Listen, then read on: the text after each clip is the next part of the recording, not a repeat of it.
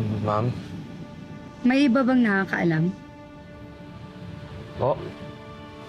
Yung nangyari ng isang gabi. May nakakaalam ba sa opisina? Wala po, ma'am. Walang dapat nakakaalam. Wala kang pagsasabihan. Wala kang nakita. Wala kang alam tungkol sa akin.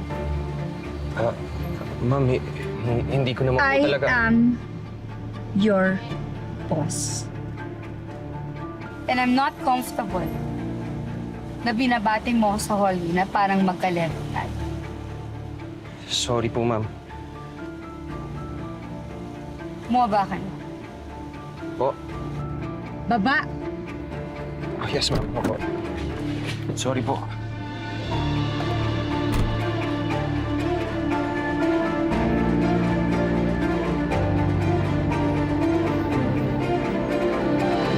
Oh, eto, ayan. Buy one, take one yan. Hoy, Peds! Buti na lang nandito ka. Oh, ayan oh. Kunin mo na yan. Buy one, take one yan. Kailangan ko lang talaga ng cash ngayon. Oo, di ba? Bet mo. Ilan ba ka dito? Gusto mo? Budol. Ay. Kailangan mo ng pera?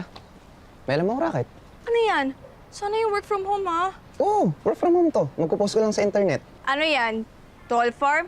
Naku, ayoko nan. Okay na akong mag-live selling araw-araw sa bahay. Ate Aling, bakit kaya di ka na lang sumali sa mga contest sa TV? Di ba instant pera din yun?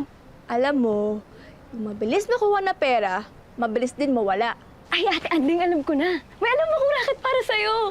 Ano yun? Ma'am, baka interesado kayo, sir. Konto ho, 5 minutes lang. Ayaw mo ba talagang bumili sa akin? Alam mo, kung ako lang may hawak ng wallet dito, hindi mo na kailangan magdalawang salita. Ako, bibili ako ng 5, tapos bibigay ko pa sa'yo yung isa. Alam mo yan. Ay, sarap mangarap. Ma'am, konto ho. Pero girl, alam mo, sayang yung ganda mo dyan sa kalsada. Naalikabukan, nauusukan. Baka gusto mong mag-escort kasi may kakilala ko na naghahanap. Ano, bet mo ba?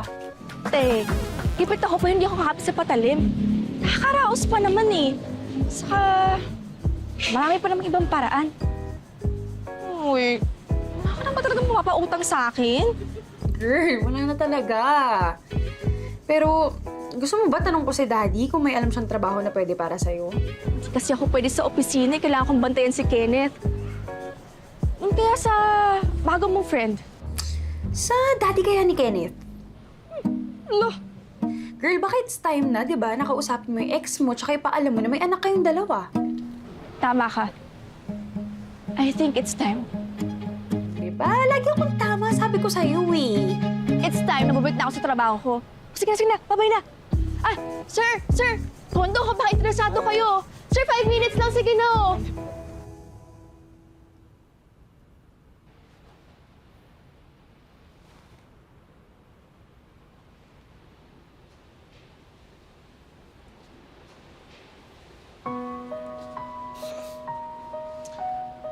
Nakabukas ba ang pinto? Bakit di kita naramdaman? Kasi gano'n ako paswabe.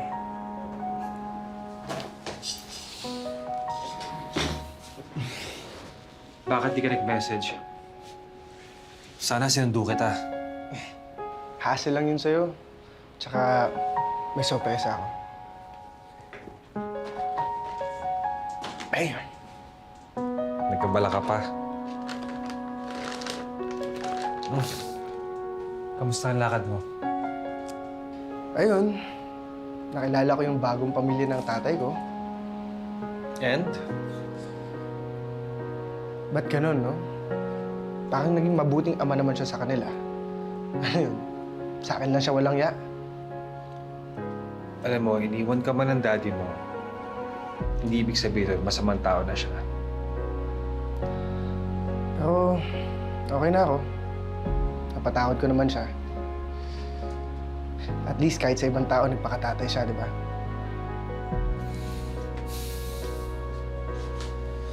Ano kaya ang feeling ng magkaanak? Gusto mo ng anak? Why not? I love kids. Mas okay na siguro yan ngayon. Ikaw, nag-aalaga ng mga puso ng mga tao. At ako, ako naman ang nag-aalaga sa'yo.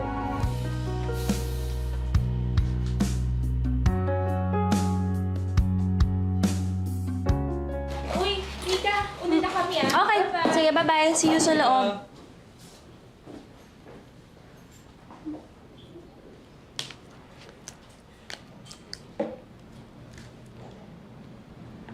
Pwedeng sumabay? Hoy! Kaloy! Nabuhay ka! Wow! Balita ko, sobrang busy daw ng unit mo, ah. At ikaw daw, pinaka-busy sa lahat. Ah, Anet! So, involved ka sa lahat ng approved projects.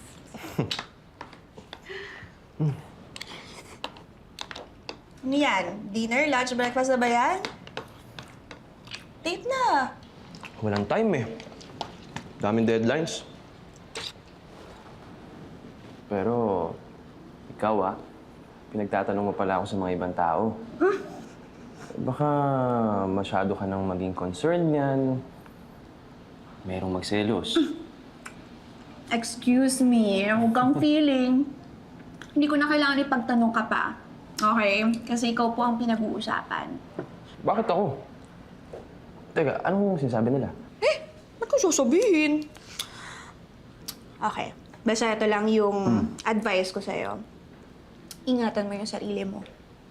Kasi, walang ibang titingin sa kapakanan mo kundi ikaw lang. Alam mo, Nika, pag ako nagkaroon ng big break, hindi na kita isasama sa team ko. Gagawin kitang project partner. O, di ba? Siyempre, gaganda kayo ng mga ideas mo. Alam mo, nguyain mo na lang yung kinakain mo at magtubig ka kasi baka mahiringan ka, ha? Sinubukan kong ayusin. Nakakainis.